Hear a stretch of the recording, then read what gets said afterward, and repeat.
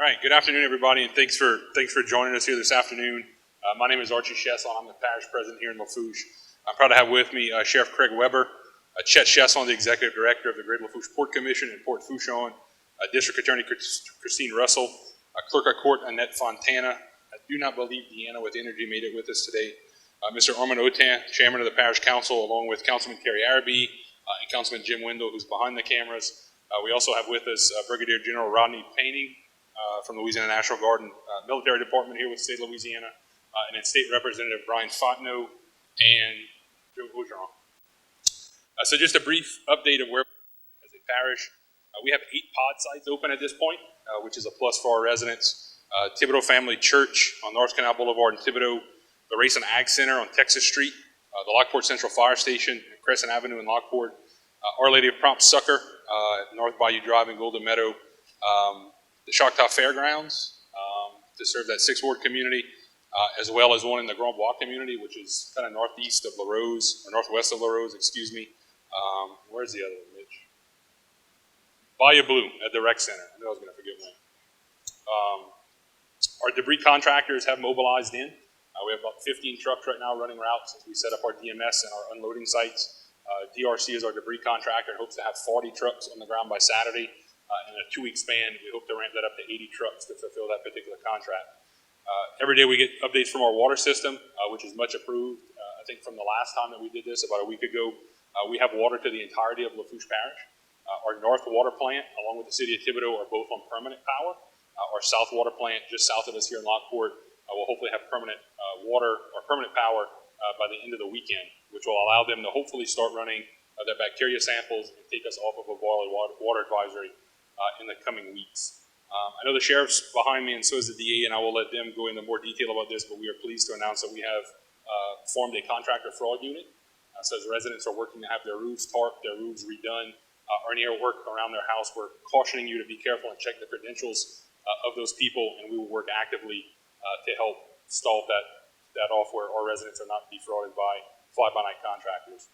We're diligently working on sheltering for our residents. We know that long-term sheltering is going to be an issue not only for the residents who lost their homes due to Hurricane Ida, but also those who are living in apartment complexes or other mass living facilities that sustained damage due to the storm. We have a call at 8:30 tomorrow morning with Governor Edwards and representatives from FEMA, so we can work at what that lodging is going to look like, whether it's going to be direct housing, FEMA trailers, or some type of floating living quarters. We're going to get creative and come up with whatever we can handle to help our residents. We're also working with FEMA on the disaster recovery centers and getting those set up.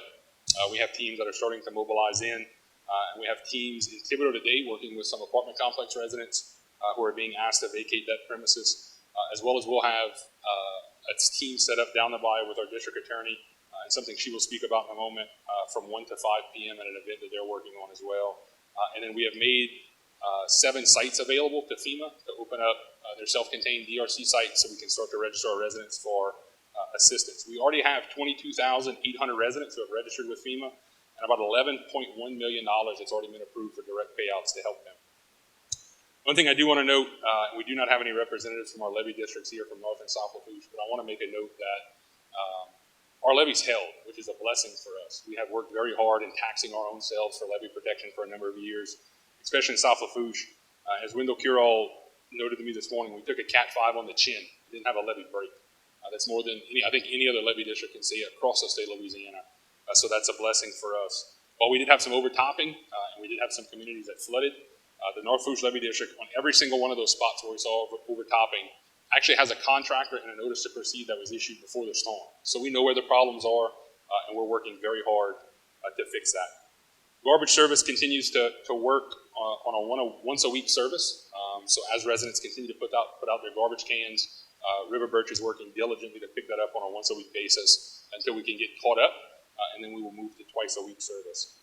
I also want to end this or conclude my portion of this by thanking every person who has been with us since the beginning of this storm.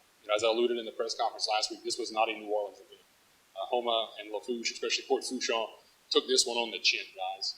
This is much more than what's going on out to the east of us as we continue to work to rebuild the pieces. But we have had LNOs from the National Guard, State Police, our Sheriff's Office, FEMA, everybody with us.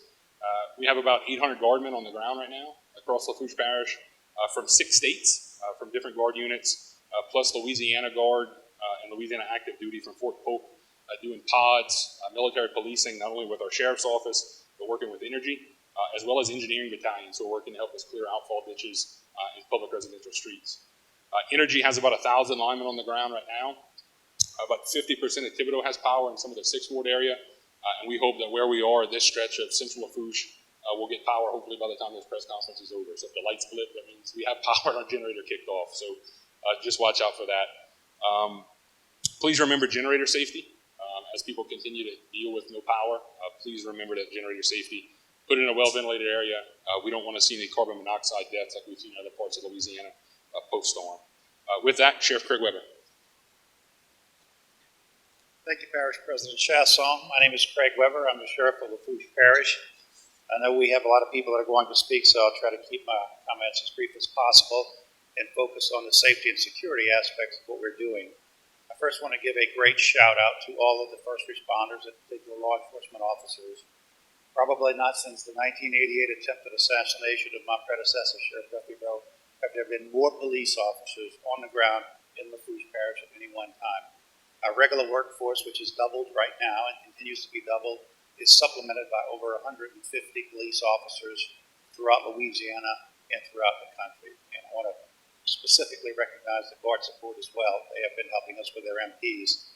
With respect to security, thus far since the event, we've had about 68 total arrests of people that have been booked. Of that number, 4 have been for looting, and the presence of police officers has been a great deterrent to people who might be looting. We've had 3 people arrested, released, re-arrested. We've had some domestic violence calls. We've had curfew arrests. But curfew arrests are generally connected to other crimes or a curfew stop that results in an arrest from a different crime as well. So we're out there. We have a police officer on every corner, and we're going to continue to be vigilant. We're also supported by the Guard and outside law enforcement with maritime security. We have a lot of waterways in Lafourche Parish that are vulnerable. They're assets to be protected. They also represent points of ingress and egress for people who might come in and try to take people's property, and those are very aggressively being patrolled as well. We recognize that many homes are not habitable, and even if they are habitable, the people may not want to suffer the intense heat and the loss of services that they're experiencing, so they've gone home, tried to secure it, and they've left. So we have a critical mission in making sure that we can protect lives and property of the people that we serve. As the parish president mentioned just a minute ago, we have a contractor fraud unit set up in cooperation with his office and our district attorney's office. Those 2 investigators are aggressively and proactively pursuing any claims of fraud. And while it's geared towards contractors, there may be other fraud outside of the contracting realm that we are encouraging people to report. I'm going to give the number because it's one specific number that goes directly to these officers so they can respond immediately. That number is 985-413-4498.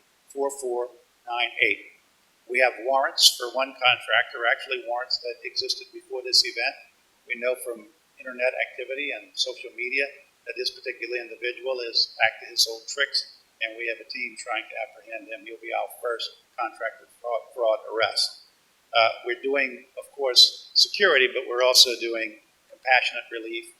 We're elbow to elbow with many of the NGOs, the nonprofits, National Guard, the pods, and the faith-based community in what we call Operation Milkman. Some people can't make it to a pod. It's either inconvenient, they don't have transportation, or they're focused on their recovery efforts. We're taking assets that are surplus assets that are being donated from every sector of the community, and we're actually putting them on trucks and trailers going into affected neighborhoods, primarily low-income neighborhoods, places where elderly are, and we're providing those things on a delivery basis. I would like to encourage you to stay informed by going to our app. The LPSO app is easily downloadable, and we are updating it on a regular basis. That concludes my remarks.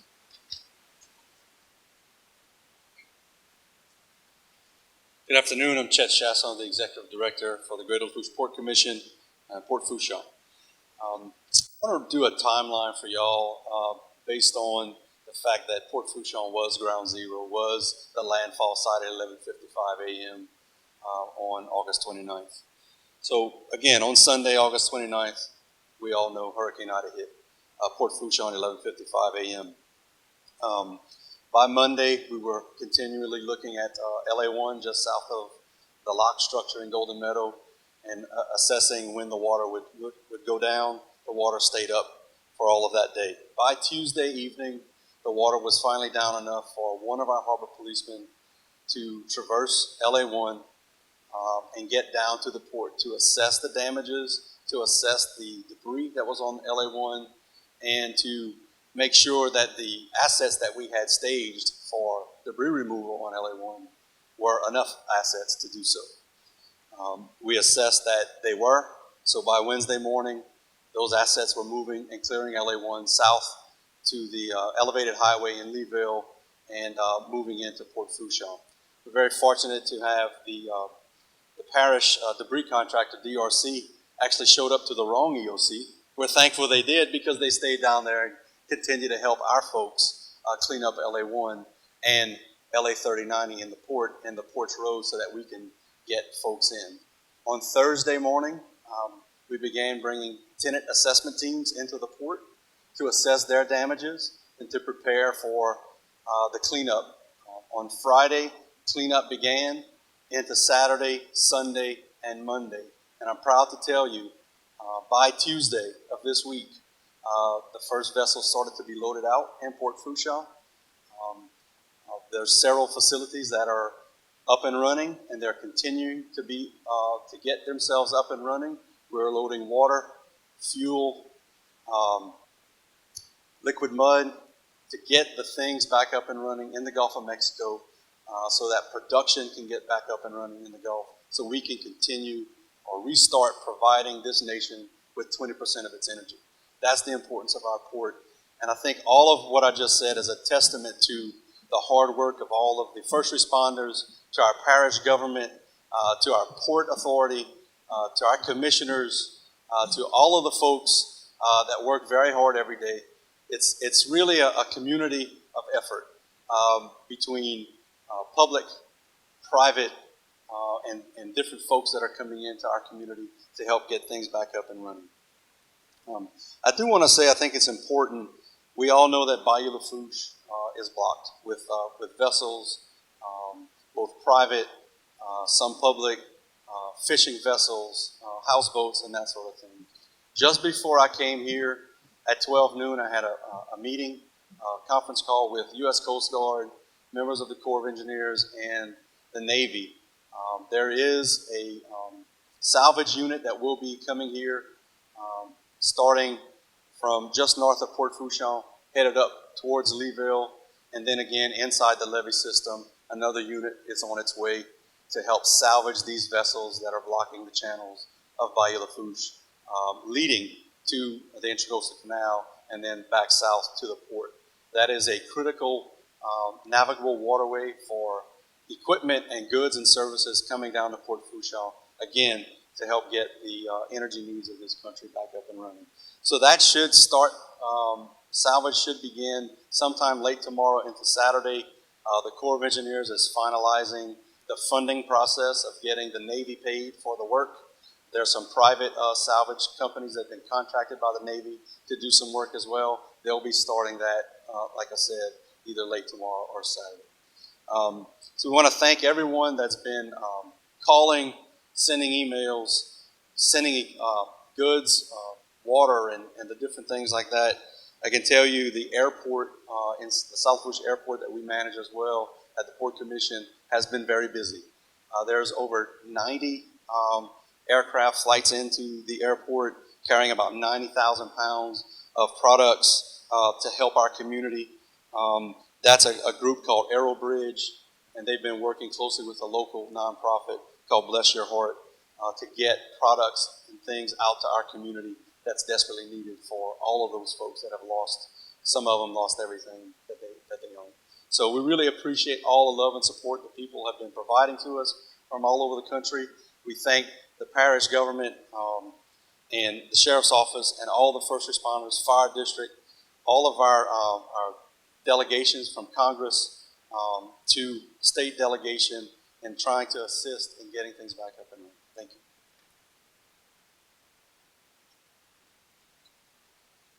Archie. Fire Chief Orman Otan, also Chairman of the Lafourche Parish Council. I want to first start off once again by thanking Parish President Archie for being such a strong leader in this extremely difficult times. Also want to recognize and thank our Department of Public Works Director Dylan Baroni and his staff.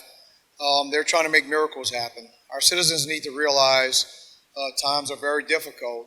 We were hammered. Lafourche Parish was hammered by this very long, slow-moving hurricane. They are aware of the problems. They're feverishly working to make these miracles happen. Be patient, our citizens, be patient. I also want to reiterate what the sheriff said about safety. So we have had generator fires exacerbated by the fact that gasoline cans are placed next to these generators. And we want to remind our citizens, generators should be 20 feet or more away from your house. The exhaust must be directed away from your house. If your house is torqued, you have eliminated the normal ventilation of your house. Carbon monoxide will start in the attic and it will come back down. If you do not have a carbon monoxide detector, you should not be staying in your house with a generator. It is that critical. We are being overwhelmed with alarm calls for carbon monoxide. Louisiana State Fire Marshal's office is feverishly working to get us more detectors. Every single fire department in this parish has requested 100, 150 detectors. They're coming in slow. We've gotten lots of supplies. Carbon monoxide detectors was one of those ones that we really didn't put much thought into initially, and it's become we've become well aware of the need for them. So please keep your generators away from your houses. Please pay attention where you stage your gas. And please, if you don't have a carbon monoxide detector and you're running a generator and you have a tarp, consider not staying in that house while that generator is running, because you're putting your life at safety. We're responding to far too many calls. I also want to thank the Louisiana State Fire Marshal's office. They have provided backfill for our fire departments who are exhausted, trying to take care of their own families, their own houses. For me personally, I have a department out of Williston, North Dakota. And these guys and gals are responding to these structure fires in our sweltering heat, high humidity, and we're working as one team. So I'm thankful. I'm thankful for all the federal, state, local agencies, and in addition to all of the nonprofits that are flooding our community, flooding Lafourche Parish, and trying to help us out. So with that said, just please be safe, and citizens, we're working. We know what the problems are, and we're going to get to you. We'll get there.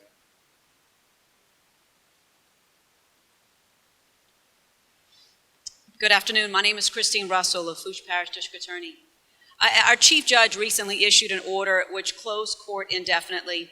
I'm in contact with him every few days, and once that order changes, our office staff will be ready to get back into court and do our job.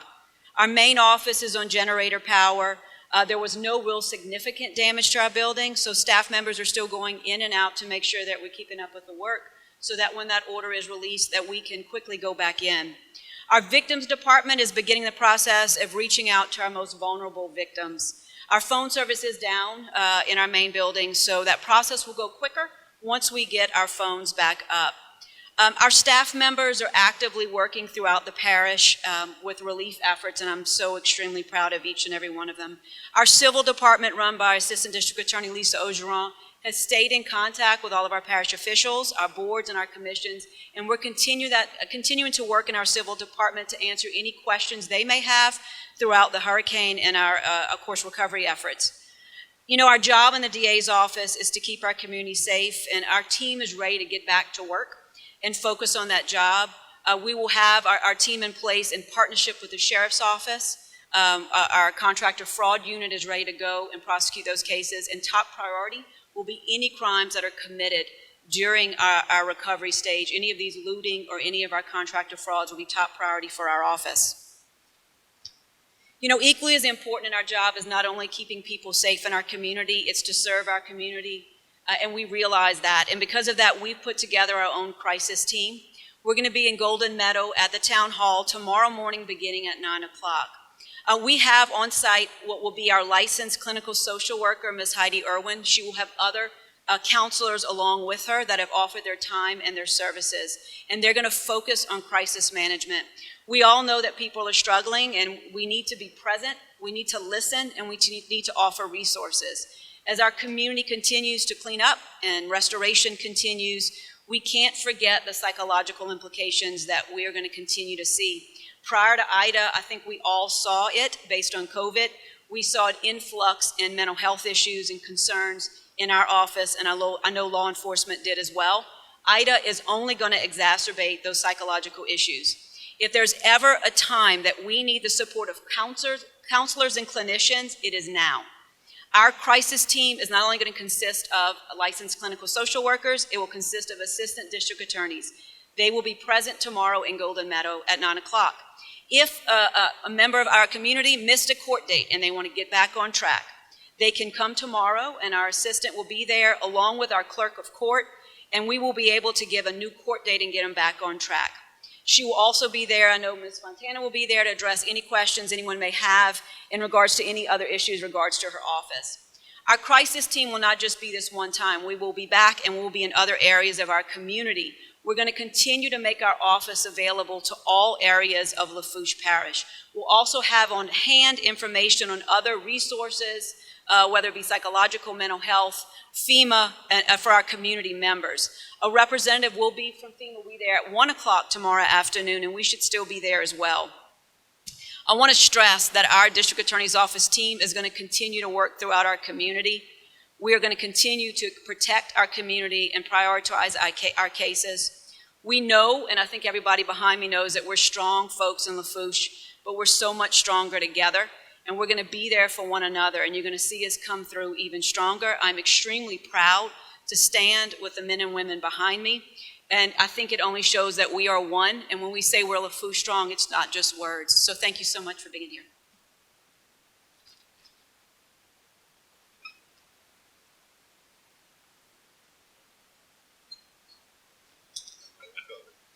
All right, so with that, if anybody has any questions, we'll direct them to whoever has them. Rowan.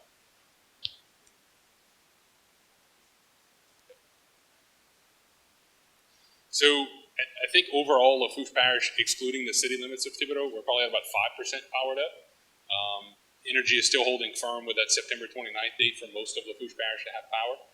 And we're going to hold them to that. Look, as resources are available from other parts of the state when they regain power and transmission. Energy told us yesterday that the next week we should expect to have about 2,000 linemen here in Lafourche Parish. So that's gonna go wonders to put poles back up, feed wire through, and get that transmission back to us.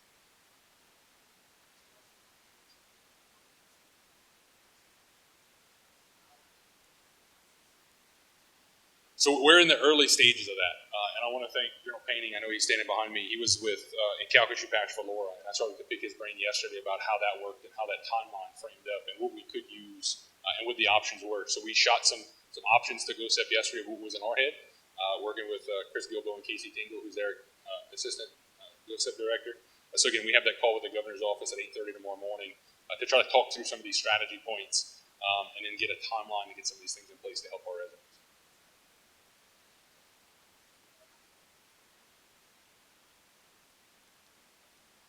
So it's a combination. One section of the apartments we know where people are being asked to leave because of damage, and they're all because of damage. We're not having any landlords who are just kicking people out. I want to make that very clear. One section was elderly apartments. One was in Thibodaux that housed some college students from Nicholls State University, as well as a host of just regular doctors, nurses, people around the hospital, and regular folk that work around Thibodaux. So it's a combination of people who have lost their houses at 25% that we think are completely demolished across Lafourche Parish. As well as everybody who took some severe damage where their house just may not be livable at this point. Also want to acknowledge, I know he just walked in, Dr. John King, our coroner, is here with us too. And guys, well, before we wrap up, if nobody else got any questions, we touched on this last week during the press conference, and the one thing I want our residents to know is the message of hope. As our DA just alluded to, we are one team, and I think this is something that our parish has never witnessed before, where this many elected officials stood up together and had one goal in mind, and that was rebuilding our community. And as hard hit as we were from Golden Meadow to the houses that flooded in LaRose and the Zalmans and Kramer, you have a commitment from everybody standing up here that we're going to put the pieces back together and we're going to take care of our community. And we're going to do that as fast and as hard as we can. So again, we thank you for being here today, and we'll do another one of these, I'm sure, in about another couple of 5 days. Thank you.